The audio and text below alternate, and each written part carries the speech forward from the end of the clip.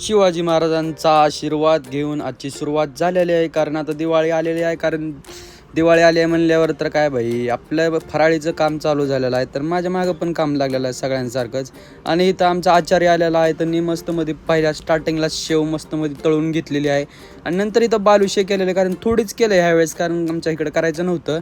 त्याच्यामुळं थोडीच केलं, कारण आम्हाला जाताना पुण्याला न्यायचं आहे ना. त्याच्यामुळं आणि भाई ही उन्हात करते ती कामं एवढी खतरनाक.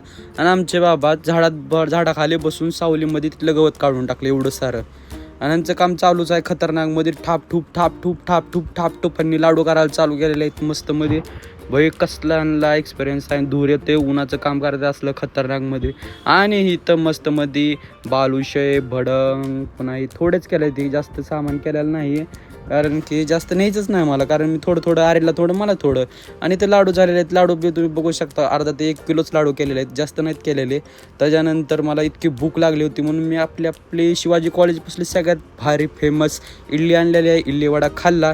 त्याच्यानंतर थेट आपली ड्युटी चालू झालेली आहे दुकानामध्ये आल्या गिराईक चालू झालेले आहेत अस्तर फॉल रेलसाठी. आणि आपल्याकडे एवढेच जास्त ह्यासाठी गिराईक येतात. त्याच्यानंतर डायरेक्ट संध्याकाळी इथं मस्त दुकानापाशी ते दिवे लावलेत त्यांनी. आजच्यासाठी एवढंच. भेटू एका नवीन ब्लॉगमध्ये. Tata bye bye see you.